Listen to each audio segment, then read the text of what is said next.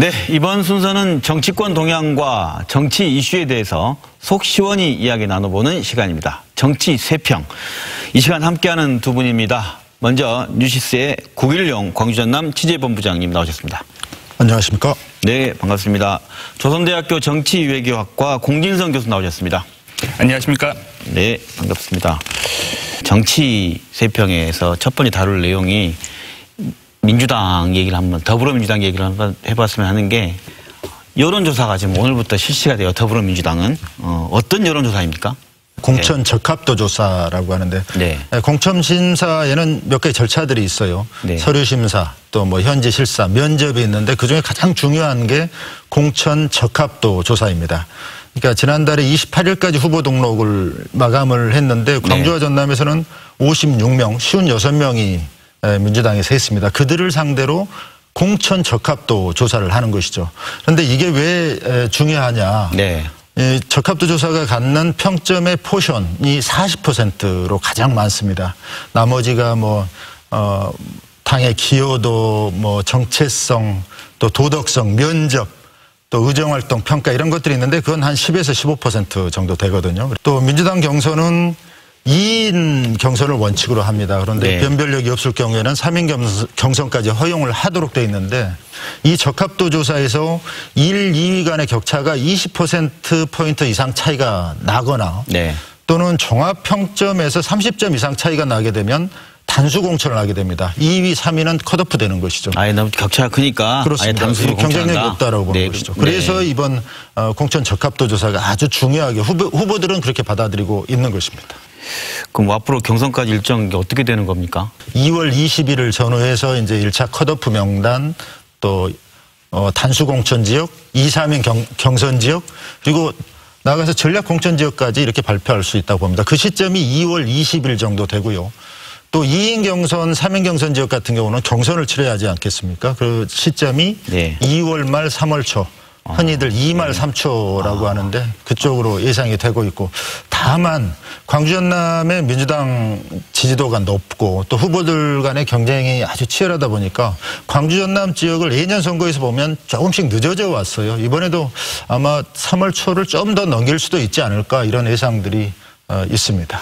여론조사란 말입니다. 그러니까 40% 이제 말은 이제 그 공천 적합도 또는 후보 적합도라고 얘기를 하지만 사실은 이제 인지도 싸움이고, 또 자기가 얼마나 이제 더 그 지역구 내에서 우호적인 주민 유권자들을 많이 모아놨느냐, 이제 이것과 관련되는 겁니다. 지금 이제 아마 지역 주민들 다들 이제 하루에도 뭐 여러 번 문자 받으시고 그럴 텐데, 내 번호 도대체 어떻게 알고 있는지 모르겠지만 계속해서 여론조사 오면 뭐 받아주십시오, 뭐 저를 선택해 주십시오, 뭐 이런 식의 이제 여론조사에 참여해달라는 문자를 많이 받으실 텐데, 아무래도 이제 관계가 있으면 우호적으로 여론조사에 적극적으로 응답을 하게 되죠. 그러니까 그렇게 해서 응답하게 되는 사람들이 결국은 이제 이 40% 여론조사 점수를 이제 높게 받게 될 가능성이 높아지는데요. 사람들의 주목 관심이 좀 더 정치에 더 맞춰져 있고 선거에 맞춰져 있을 때와 다른 데로 분산되어 있을 때의 후보들 간의 유불리가 좀 다릅니다. 근데 지금 이제 코로나 바이러스의 유행이 나름 이제 좀 이 선거에 어떻게 보면 이 예비 후보들에게 어떻게 보면 좀 굉장히 큰 영향을 주고 있는데요. 뭐냐면 유권자들의 관심이 다른 데 쏠려 있습니다. 그래서 군소 후보들 또는 신인 후보들 입장에서 자기들 드러내 보일 수 있는 기회가 굉장히 줄어들었습니다. 그러니까 방송에서는 끊임없이 뭐 정치 보도를 하더라도 유권자들의 관심 자체가 그쪽으로 쏠리기가 어려운 상황이라는 거죠. 그러면 기존의 인지도가 높은 분들, 그리고 자기에게 우호적인 유권자 비율을 많이 보유하고 있는 후보자에게 유리할 수밖에 없고, 뭐 현역 의원이라든지 지역위원장이라든지 아니면 오랫동안 지역에서 뭔가 조직을 잘 갈고 닦은 이런 분들에게 유리해지고, 신인 새로 뛰어든 분들은 굉장히 이제 지금 불리해진 상황입니다. 그러니까 이런 것들 때문에 이제 여론조사로 뭔가를 결정하는 것이 가지고 있는 이제 한계라는 게 있는 거고, 이제 이것과 좀 비교해서 좀 뜬금없는 얘기처럼 들리시겠지만 자유한국당이 지금 굉장히 좀 눈에 띄는 행보를 하고 있습니다. 그건 뭐냐면 이제 김형호 전 국회의장을 공천관리위원장으로 임명을 해서 거의 전권을 이제 부여를 했거든요. 그리고 어떻게 보면 의도된 연출인 것 같은데, 그 공관위에 소속된 분들이 황교안 대표한테 손 떼라, 뭐 전혀 개입하지 마라. 일종의 연출이죠. 그건 뭐냐면 이제 어떤 결과가 나오더라도 황교안 대표의 의도하고는 상관없는 거라는 식의 이제 면죄부를 주면서 공관위에서 알아서들 이제 할 수 있도록 하는데 재미있는 보도가 나왔습니다. 그건 뭐냐면 민주당도 똑같이 청년 가점 또는 뭐 여성 가점 이런 가점제를 실시하고 있는데요. 우리가 이제 지난번에도 토론을 했지만 그런 가점 제도가 이미 후보자가 획득한 점수에 가점이기 때문에 예를 들어 50% 추가 가점이 있다 하더라도 본인이 10점을 얻었으면 15점밖에 늘어나는 효과가 없습니다. 그런 의미에서 사실 그건 상징적이지 실질적이지는 않거든요. 근데 그것이 문제가 있다는 것을 자유한국당 공관위에서는 인식하고 전면적으로 공천 방식을 좀 재검토하겠다는 겁니다. 그러니까 이제 한쪽은 굉장히 나름 혁신적인 노력들을 좀 하고 있는 반면에 민주당의 어떤 공천은 되게 이렇게 좀 소극적으로 뭐랄까요. 그냥 기계적 중립성 정도만 지키는 수준으로 지금 진행하고 있는 것이 아닌가. 물론 이제 그런 의미에서 이제 좀 요번 민주당 경선이 특히 이제 광주 전남 지역의 경선이 좀 재미없게 흐를 가능성이 있다. 이런 생각이 듭니다. 네. 적합도 조사 관련해서 뭐 연장선 상에 있을 수도 있는데 늘 얘기되는 게 지금 후보들의 직함을 어떻게 특정할 것이냐 이런 문제가 직함 문제가 계속해서 나오고 있습니다. 여론조사 일반 그 언론기관의 여론조사를 할 때도 그 직함 문제가 상당히 부각이 되고 있는데 이 적합도 조사는 본인들의 컷오프 여부가 달려 있거든요. 그런데 이 직함을 어떻게 쓸 것이냐. 좀 구체적으로 말씀드리면 문재인 대통령, 문재인 청와대 이 문재인이라는 대통령의 이름을 쓰게 할 거냐 말 것이냐. 이 차이가 대략 여론조사의 추이를 보면 한 10%포인트 차이가 난다고 합니다. 문재인을 넣었을 때와 넣지 않았을 때. 이게 상당히 논란이 되고 지금 광주 전남의 후보가 56명이라고 민주당 소속 후보가 예비 후보가 56명이라고 말씀을 드렸는데 그중에 33명 그러니까 58.9% 정도 됩니다. 그 숫자가 대통령과 관련된 청와대와 관련된 이름을 썼다고 합니다. 문재인도 있고 무슨 노무현도 있고 또 김대중 대통령도 있을 텐데 이제 중요한 건 청와대에서 뭐 6개월 이상, 1년 이상 이렇게 근무한 사람이 사용한 건 뭐 그럴 수 있다고 보는데 문재인 선대위 어떤 자리 이런 직함도 있고요. 또 모든 정부 부처 뭐 어느 정부 때나 정부 부처에 소속된 직함을 갖고 있는데 앞에다 문재인 정부 어느 부처 어느 직함에 있었다. 참 이런 좀 이를테면 여론조사 적합도 조사를 겨냥한 직함들이 많거든요. 이게 끊임없이 논란이 되어 왔었는데 지금 최고위원회 민주당 최고위원회 또 공관위원회에서도 치열하게 경쟁을 했다고 해요. 청와대 출신들이 직함을 넣어서 한 명이라도 더 당선을 시키려고 할 것이고 그렇겠죠. 나머지 사람들은 이제 견제하려고 하는데 결론적으로는 아마 대통령 이름은 적시하지 못하고 또 청와대 경력을 6개월로 할 거냐 1년으로 할 것이냐 이런 부분이 있는데 아마 이 적합도 조사에서 문재인 대통령이라는 이름을 쓰지 못하게 했을 때 기존의 여론조사와는 상당히 차이를 보일 수 있다. 그래서 한 차례 이 선거판이 요동칠 수 있다. 이런 예상도 해볼 수가 있습니다. 그 적합도 조사가 지금 여론조사로 이루어지고 아까 공 교수님 말씀한 것처럼 인지도 에 관련된 부분이 되고 이게 국민경선 당원이 뽑는 게 아니라 국민경선이라는 제도를 택하다 보니 방금 말씀하신 문재인이라는 대통령의 이름을 쓰고 안 쓰고가 큰 차이고 그 후보들한테는 곧바로 컷오프에 연결되는 그런 문제란 말씀이신 거죠. 더불어민주당이 총선 내에서 다소 앞서가는 것 같이 보이지만 후보들에게 불출마를 공고하는 등 그 상황에 좀 문제의 소지가 지금 악재들도 있지 않습니까? 어떤 게 있습니까? 여당의 위기관리 어떻게 보십니까? 저는 이제 가장 큰 악재가 이제 이번에 영입 인사 미투 관련 폭로가 나왔던 건데요. 그러니까 이제 그러니까 선진 민주주의 국가에서라면 보기 힘든 장면들이죠. 그러니까 이제 매번 선거 때마다 뭔가 아주 심하게 제가 좀 비하적으로 얘기하면 기만술처럼 뭔가 대중적 호감을 살 만한 참신한 인물들을 영입해서 갑자기 마치 정당이 변한 것처럼 하는 이런 태도들이 정당 정치가 뿌리를 내리지 못했다는 오히려 증거이고 그래서 그 역풍도 오히려 이렇게 맞게 되는 거라는 생각이 듭니다. 그래서 지금 뭐 어떤 인물을 어느 당이든 다 접촉을 할 정도로 사실 그런 무색무취하지만 다만 인지도만 또는 뭐 인기만 있는 이런 사람들을 자꾸 영입하는 식의 정치가 지속돼서는 안 되는데 뭐 100년 정당 만들겠다고 하는 더불어민주당에서조차 그런 행동들을 자꾸 하고 있는 것이 굉장히 이제 문제가 많다고 생각하고요. 그런 의미에서 이런 식의 인재 영입을 주도했던 인재 영입 위원장이었던 이제 당대표의 책임이 굉장히 크다. 저는 이런 생각이 듭니다. 그래서 다른 당이 어떤 식으로 하든 간에 민주당이 이런 식으로 계속 정당 운영을 해서는 곤란하고 오히려 당 안에서 당원들이 아래서부터 계속해서 커나가는 구조를 아무리 중간에 힘들더라도 포기하지 말고 끝까지 해나가야 된다. 이런 생각이 듭니다. 네네. 이 시간에도 저희가 한번 지적했던 그런 문제들입니다. 이게 정당이 지지를 끌어올리기 위해서 깜짝 영입 인사를 발표를 하는 것이죠. 또 본인들의 자기 당의 어떤 취약지대를 덮기 위한 그런 인재 영입을 하다 보니까 이런 사태가 빚어졌다라고 보는데 또 사정 검증이 제대로 이루어지지 않았다라는 것도 공당으로서의 어떤 시스템에 문제가 있었다. 그래서 말씀하신 대로 인재 영입위원장한테 대한 어떤 책임론까지 불거지고 있는데 결국은 이건 여나 야나 똑같다고 봅니다. 원종건 씨에 대해서도 자유한국당도 한 차례 접촉을 했다고 하죠. 네네. 그러다가 무산이 된 것인데 결국은 여야 모두 자기 당의 어떤 취약점을 그냥 덮어가기 위한 또 지지율을 끌어올리기 위한 어떤 깜짝 이벤트성 인재 영입 여기서 오는 부작용들이 나오고 있는 게 아닌가 싶습니다. 이런 일들이 뭐 빨리 터져서 그러지 만약에 선거 앞두고 며칠 전에 터졌으면 양당 누군가는 엄청 더 큰 충격을 줬겠어요. 네. 지금 손학규 대표와 안철수 두 분이 싸우고 바로 갈라섰어요. 그리고 바른미래당 탈당하겠다고 안철수 얘기를 했는데 제3지대 통합신당 논의가 바른미래당 탈당 등으로 이렇게 활발하게 속도를 낼 거로 보시는지 두 분 얘기 좀 듣고 싶습니다. 어떻습니까?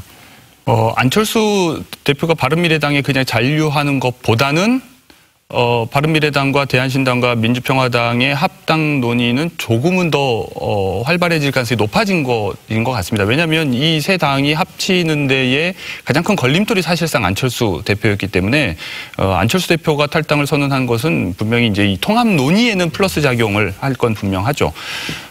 저는 이제 이 사태를 보면서 굉장히 좀 당혹스러웠는데. 네.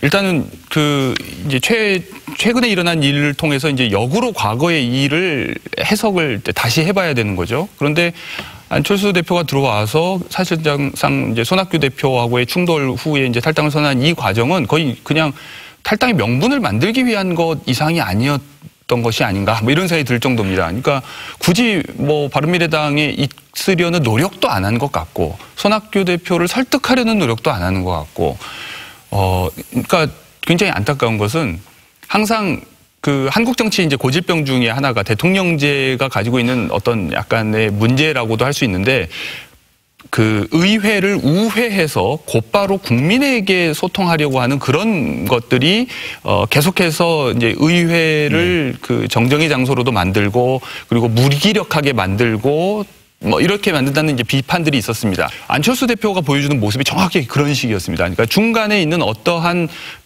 대표자들을 격려하거나 함께 의논하려고 하는 생각이 없이 지난번 바른미래당 합당 과정에서도 그렇고요. 뭐냐면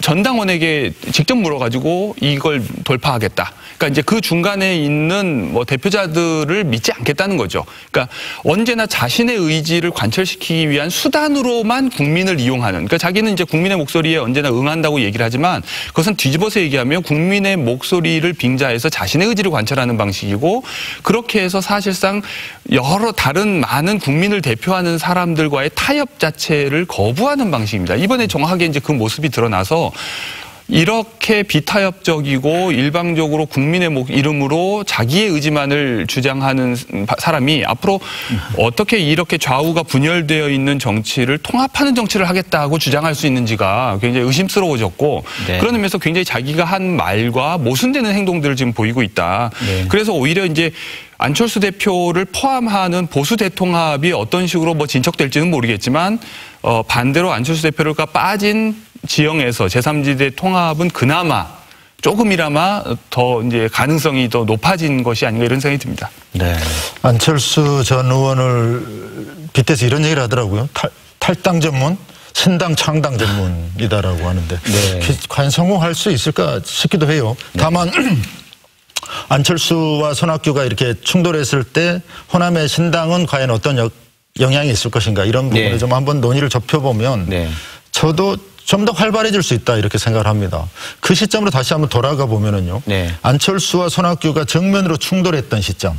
당신 물러나라. 내가 비대위원장을 맡겠다. 이렇게 긴박하게 돌아갔던 날에 또 한 측이 아주 좀 기민하게 움직였던 세력이 바로 바른미래당 내의 호남계 의원들입니다. 네. 박주선, 김동철, 주승용 의원이죠. 네. 뭐 의원총회에 참석했다가 안철수 전 의원과 오찬했다가 오후에는 네. 손학규 대표를 만나고 이런 아주 분주하게 움직였다. 네. 그만큼 본인들이 지금 선택해야 될 정치적 카드 선택지가 지금 앞에 와 있다 이렇게 보는 것 같은데 네. 그들은 그렇습니다. 통합개혁정당, 제3지대 신당 창당을 염두에 두고 있죠. 그러면서 안철수 전 의원이나 손학규 대표가 2선으로 물러나라. 그리고 비대위 체제로 가자. 이렇게 요구를 했는데 결국은 안철수 전 의원이 탈당을 하면서 그 요구 자체가 이제 무의미해진 그런 상황인데 바른미래당 내 호남계 의원들은 안철수를 따라서 탈당을 하거나 제3지대 신당 그쪽에 통합정당으로 가지는 않을 것 같아요. 독자적으로 당에 남아서 제3지대 신당, 대한신당과 민주평화당 이런 쪽 의원들과의 제3지대 신당을 모색할 텐데 문제는 이렇게 얘기를 합니다. 바른미래당 내 호남계 의원들은 바른미래당에 있는 그 플랫폼을 활용하려고 합니다. 거기에는 여러 가지 뭐 당 지원금도 있고 뭐 여러 가지 요소가 있기 때문인데. 기호 3번이라는 것도 크죠. 그렇습니다. 네. 그 바른미래당을 플랫폼으로 사용하려고 하는데 그러면 또 이제 안철수 전 의원은 나갔기 때문에 거기는 이제 빠져나갔고 남은 게 손학규 대표라는 또 넘어야 할 산이 있거든요. 손학규 대표는 꿈쩍도 하지 않습니다. 손학규 대표는 이 제3지대 통합 논의가 자칫 호남정당으로 비춰질 수 있다 이런 우려감을 나타내면서 약간 한 발 물러나 있고 네네. 또 따지고 보면 리더십에 상당히 손상을 입은 게 사실이죠.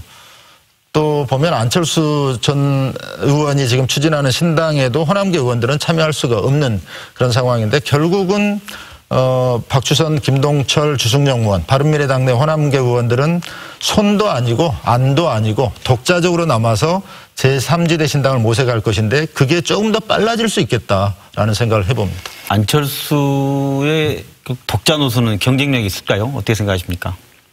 이제 이게 독자 노선일지 아닐지 자체가 아직 확정되지 않은 상황이어서요. 이제 가장 호남민의 입장에서 이제 비관적인 스토리는 네. 몸값만 마음껏 키워서 그 다음에 이제 보수 대통합을 주도하는 사람들의 애를 태워서 자기의 지분만 최대한 확보한 상태에서 이제 합당 또는 뭐 이제 새로 그 거대한 이제 보수 연합정당을 창당하는 데에 가입하는 거죠. 그렇게 돼버리면 사실상 옛날 이제 YS의 이제 3당 합당 같은 모습이 되고 다시 한번 호남민 입장에서는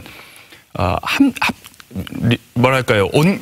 우리가 선택할 수 있을 법한 보수정당의 존재 가능성이 사라져버리는 겁니다. 그러니까 저는 안철수 대표가 5.18과 관련해서도 전향적인, 그러니까 참배도 하고, 그 다음에 지난번에 바른미래당 합당 과정에서 호남민들의 마음을 제대로 이제 헤아리지 못한 것에 대해서 사과도 했기 때문에 뭔가 좀 다른 모습을 보여주길 기대를 했었는데, 이제 사실 호남에도 30% 이상이 되는 중도 보수적인 성향의 유권자들이 있고, 그분들도 뭔가 의미 있는 선택지를 가지기를 원하거든요. 근데 그렇다면 그것이 어딘가에서 이제 공급이 돼야 되는데, 지금 비민주당 군소 정당들도 그 대안이 되지 못하고 있고, 유일하게 안철수가 그나마 그것을 제공해 줄 수 있을까 싶었는데 본인 살겠다고 그쪽으로 들어가 버리면 호남민 입장에서는 5.18을 부정하고 계속해서 북한 개입설을 얘기하고 광주 시민들이 1980년에 무슨 폭동을 일으켰다고 주장하는 사람들과 함께하는 그 정당에 들어가 버리면 찍을 수가 없게 되는 거죠. 그러니까 이제 이런 식의 선택은 굉장히 한국 정치 전반을 퇴행시키는 선택이라는 생각이 들고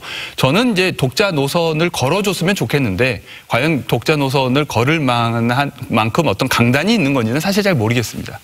지금 보수 대통합을 추진하는 쪽에서는 안철수 영입을 상당히 진행을 하고 있습니다. 통추위하고도 뭐 그렇습니다. 통추위에 지금 안철수 측근으로 분류되는 문병호 전 의원을 비롯해서 몇 분이 들어가 있는데 그렇지만 안철수 전 의원은 처음에 와서 보수 대통합에는 참여하지 않겠다라고 선을 그었다가 관심이 없다고 얘기했어요. 그러다가 다시 바른미래당을 탈당을 하면서 이 노선 자체가 좀 애매해진 상황이죠. 이분 뭔지 모르겠네요. 네. 그렇습니다. 일단은 지금까지도 뭐 노선을 정확히 드러내지는 않지만 좀 더 우크르게 가지 않을까. 호남 중심의 신당 참여에는 이제는 좀 거리가 있는 게 아닌가 이렇게 저는 판단이 됩니다. 안철수 의원 계속 얘기하는 게 지금 호남과의 관계 때문에 저희가 이제 관심을 갖고 물어보는 거 아니겠습니까? 손학규 대표 관계도 어떻게 보면 이준석이라는 젊은 정치인들에 의해서 무시당하고 비판 다 받아왔다가 다시 안철수가 돌아왔는데 집을 비운 안철수 대표가 와서 또 당신 나가야 한다 이런 문제는 좀 그 정치적으로 좀 올바르지 않냐라는 또 판단도 정서가 있을 수도 있는 거 아닐까요? 어떻습니까? 그러니까 이번 사안을 보면서 저도 이제 한국 정치의 행태 중에 아쉬운 점이 네. 뭔가 이제 세대 교체라고 하는 것은 네. 우리가 이제 자녀와 부모 사이에서도 그렇지만 부모님이 이제 고생하셔서 자식들을 이제 키우지만 어느 정도 이제 나이가 드시고 이제 은퇴하시고 집에서도 이제 더 이상 큰 영향력이 없어지는 건 당연하지만 거기에 대해서 자식들이 예의를 갖추고 또 감사하는 마음을 표하면서 그렇게 해서 자연스럽게 세대 교체가 되는 것이 가장 바람직한 모습 아니겠습니까? 그런데 이제 이 정치적 세대 교체라는 것이 이상하게 목리를 부리면서 버티고 나가라고 막 악을 쓰면서 뭐 무슨 뭐 통장을 뒤지고 뭐 이런 식으로 해서 사람을 이렇게 내쫓는 방식이어야만 하는가 굉장히 예의 없는 모습들이 전부 연출이 되고 있는 것 같습니다. 그러니까 사실 이 호남 지역에서도 지난번 이미 이제 총선 때 3선 이상의 이제 국회의원들한테 이제 좀 뭐 세대 교체 때문에 뭐 물러나 달라 뭐 이런 것도 예의를 갖춰서 그분들에게 했더라면 사실상 순조롭게 세대 교체가 이루어졌을지도 모르겠습니다. 안 그랬을 수도 있죠. 이제 본인의 이익을 쉽게 먼저 포기하는 사람들은 없으니까요. 그런데 이제 시점 21대 총선을 앞두고 있는 이 시점에서는 우리가 이제 이 호남 지역의 비민주당 현역 의원들이 사실상 지금까지 해오신 역할에 대해서 어느 정도 인정해주고 어느 정도의 감사도 표하면서 자연스럽게 그분들의 시효가 21세기의 세 번째 10년이 지금 시작되는 상황에서 적당하지 않다는 것을 좀 점잖게 말씀드리면서 이렇게 퇴장을 받아들일 수 있도록 하는 것이 바람직한 것 같고 마찬가지로 안철수 대표가 바른미래당으로 다시 들어오는 경우에도 없는 동안에 당을 지켜왔던 것에 대해서 진심이 아니더라도 립서비스 차원에서라도 조금 감사하고 하면서 물밑에서 이렇게 타협이나 합의를 하려는 노력들을 했어야 되는데 너무 너무 좀 세련되지 못한 방식으로 모든 사람들이 정치를 하고 있는 것이 아닌가 답답합니다. 저는. 네네. 뭐니뭐니도 이번 한 주 가장 큰 이슈는 지금 신종 코로나 바이러스 감염증일 텐데요. 정치권 총선을 앞두고 사회적인 재난인 만큼 여러 가지 얘기가 있습니다. 총선에 영향을 줄 거로 보시는지. 당연히 있을 수밖에 없다라고 봅니다. 일단 정부의 초기 대응이 도마 위에 오르고 있고 또 이걸 둘러싼 여야 간의 공방도 치열합니다. 자유한국당에서는 현 정부의 문재인 정부의 검역 시스템 초기 대응에 문제가 많다. 아주 미흡했다. 또 중국 눈치 보기에만 너무 급급한 것 아니냐 이런 지적까지 황교안 대표는 하고 있죠. 반면에 민주당 쪽에서는 문재인 정부의 대응 능력은 아주 탄탄하다. 이것을 정치 공세로 삼으려는 야당의 문제가 있다. 또 가짜 뉴스들, 페이크 뉴스가 너무 이렇게 범람하고 있는 것도 경계해야 한다. 이런 것은 결국은 여야가 지금 신종 코로나 바이러스 감염증에 대한 대처를 하지만 그 이면에는 총선과 관련해서도 어떤 민심의 흐름을 지켜보는 것 아니냐 이렇게 보여집니다. 네. 지금 이제 문재인 정부가 이제 이 진행되는 과정에서 반복해서 드러나는 것이 뭐냐면 단순 미러링입니다. 그러니까 뭐냐면 자유한국당이 이제 정권 바뀌었는데 과거 10년 동안 너희들이 야당 시절에 했던 거 한번 그대로 당해봐라 라는 식으로 그냥 단순 반사를 하는 거죠. 그래서 이제 단순하게 비교하면 뭐 박근혜 대통령 때도 이제 4.16 뭐 세월호 참사 같은 것이 있었고 그리고 이제 메르스 사태 같은 것이 있었고 이제 이런 유사한 어떤 대형 재난들이 있었습니다. 그러니까 그것의 실제 사안이 어떻게 비슷하고 다른지를 보지 않고 무조건 그때 너희들은 근거 없이 비난했으니까 우리도 근거 없이 비난해도 상관없다. 이제 이런 식의 태도로 지금 야당들이 나오는데 유권자들이 조금 신중하게 봐셔야 될 것 같습니다. 그러니까 무조건 이게 이제 내로남불의 또 다른 방식의 표현인데요. 그 당시에 어떤 것과 지금이 사실상 다 똑같다는 식의 허무주의적 태도로 접근해서는 곤란하고 정말 정부가 잘 대응하고 있는지 정부가 뭔가 초기 대응에 실패하고 있고 뭔가 실수하고 있는 것은 없는지 이런 것들 꼼꼼하게 따져야지 무조건 뭐 너희들이 무조건 잘못하고 있다 또는 또 반대로 무조건 우리는 잘하고 있다 이렇게 우겨서는 될 문제가 아니라는 생각이 듭니다. 이제 그 대표적인 예 중에 또 하나가 명칭 문제입니다. 명칭. 그러니까 이제 마치 이것이 또 다른 어떤 공허한 논쟁처럼 이제 친중파냐 아니면 친미파냐 자주파냐 아니면 뭐 이런 식의 프레임을 더 씌워서 마치 이 질병에 대한 태도를 마치 이게 외교 문제, 그러니까 대외 관계에 대한 어떤 당파적 입장을 표출하는 수단으로 이용하는 경우가 있습니다. 그리고 또 코로나 바이러스라고 얘기하면 진보적인 태도고 반대로 우한 폐렴이라고 그러면 마치 무슨 혐오를 조장하는 사람인 것처럼 말을 하는데 이런 식의 매도와 딱지 붙이기가 굉장히 지금 횡행하고 있습니다. 그런데 사실 그냥 신종 코로나 바이러스라고 얘기하면 이 일반 시민 입장에서 누구를 더 경계하고 조심해야 될지에 대한 정보를 차단하는 효과를 가져오기 때문에 그것이 무조건 능사라고 말할 수는 없습니다. 우리가 시간이 지나고 나서 그것을 다시 신종 코로나 바이러스라고 이제 고쳐서 명명한다는 것은 바람직하지만 지금 우한 지역에서 집중적으로 발병해서 사람들이 많이 이동하면서 확산되고 있는 것을 아예 무지하게 만들어버리는 방식으로 명명을 이게 도덕적 올바름을 무조건 정치적으로 효율성이 있다고 주장하는 것은 좀 곤란하다고 저는 생각합니다. 그러니까 이것이 100% 선이거나 악이거나 하는 식의 논쟁으로 흘러가서는 굉장히 위험한데 지금 두 당파가 서로 총선을 앞두고 있기 때문에 총선에서의 유불리를 따져서 지나치게 방어적인 태도로 모든 것에 일관하고 있는데 유권자가 여기에 휩쓸려서는 곤란하고 사안을 좀 더 엄밀하게 따져서 너무 감정적으로 대응하지 않으셔야 된다 이런 생각이 듭니다. 그래서 정부의 대응 능력을 객관적으로 따져서 평가하시는 것은 바람직하지만 단지 이런 사태가 벌어졌으니까 정부는 무조건 잘못하고 있는 것이다라거나 무조건 잘하고 있다. 우리는 잘하고 있고 남들은 못했다. 이렇게 판단해서는 곤란하다. 이런 생각이 듭니다. 실은 저는 좀 조심스럽습니다. 신종 코로나 바이러스와 관련한 정쟁은 좀 뒤로 밀어놔야 된다. 국민의 안전이 최우선이고 또 국민의 보건이 최우선인데 여야가 이게 정치적 유불리를 따지고 그 셈법을 따진다? 이건 조금 아니다라는 생각이 들고 오늘 저희 지금 토론할 때도 신종 코로나 바이러스와 총선의 연관성을 얘기하는 것 자체가 상당히 조심스럽습니다. 이 문제는 국민의 안전과 보건이 최우선인 문제인데 다만 이 신종 코로나 바이러스 사태가 계속 지속된다면 국민들의 불안은 더 커질 것이고 그러게 되면 정부 여당에 대한 어떤 부담감, 책임감은 더 커질 수밖에 없을 것이다. 메르스 사태와 2015년 메르스 사태와 지금은 상황이 좀 다르다라고 하는데 같을 수 있는 건 뭐냐면 2015년 메르스 사태 때 그때 당시에 대통령에 대한 국정 지지도가 확 빠졌거든요. 한 40%에서 20%대로 마찬가지로 이번 사태가 지속된다면 정부 여당으로서는 상당히 부담스러울 수밖에 없는 사안인 것은 사실이죠.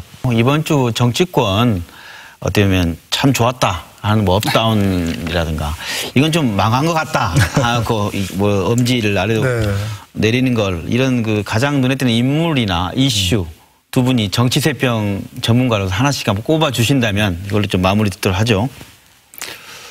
업은 아무리 생각해도 별로 없고요. 네. 안타깝습니다. 다음부터는 좀 너그러운 마음으로 업을 찾아볼 텐데요. 업은 딱히 없고요. 다운은 이해찬 대표를 저는 꼽고 싶습니다. 그러니까 이제 본인의 이제 말실수, 전 그걸 무슨 어떤 장애에 대한 혐오를 조장한다, 여성에 대한 혐오를 조장한다 이렇게 보고 싶지는 않은데 어쨌든 말실수와 함께 인재 영입 실패 이런 것들 때문에도 제 1당의 대표인 이해찬 대표가 다운이다 이렇게 생각합니다.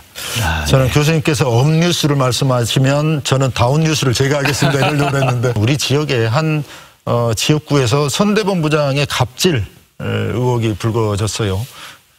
지방 의원들이 더불어민주당 광주시당에 갑질을 고발합니다 이런 성명서를 제출하면서 불거졌는데 당 대의원 신분인데 선대본부장을 맡았고 그러면서 지방 의원들에게 폭언과 욕설과 또 어떤 겁박 이런 걸 했다고 합니다. 또 권리당원 모집하는데 그걸 문제 삼기도 했다고 하고 그래서 이제 시민단체가 성명까지 내는 그런 결과까지 나왔는데 대한민국 정치가 많이 변한다고 하지만 아직도 현장에서는 이런 게 존재한다. 언제까지 이런 갑질이 존재할 것인지 그래서 저는 다운뉴스, 배드뉴스로 얘기하고 싶습니다. 다음에 할 기회에서는 반드시 엄지척 할 것들도 꼭 찾아주셨으면 고맙겠습니다. 지금까지 9.16 공진성의 정치세평 함께했습니다. 두 분 다음 시간에 뵙겠습니다. 설 연휴 무렵부터 시작된 신종 코로나 바이러스 걱정이 커지고 있습니다. 중국과 가장 가까운 나라인 우리 입장에서는 걱정이 더 큰데 지구촌 곳곳에서도 똑같은 걱정들이 늘어나고 있습니다. 운송수단의 발달로 더 많은 사람이 오가게 되며 인류가 함께 풀어야 할 숙제도 더 많아질 수밖에 없게 될 것 같습니다. 코로나 바이러스 같은 질병의 문제를 넘어 후쿠시마 원전과 사고 같은 지구 환경의 문제, 영화 기생충에서 말하는 계층 간 불균형의 문제 등 이 서로 얽히고 섞여 있습니다. 우리만 나만이 아닌 그 원인이 우리 모두와 연결돼 있고 함께 풀어가야 한다는 더불어 삽니다의 지혜가 필요해 보입니다. 김낙곤의 시사본색 오늘 순서 여기서 마칩니다. 감사합니다.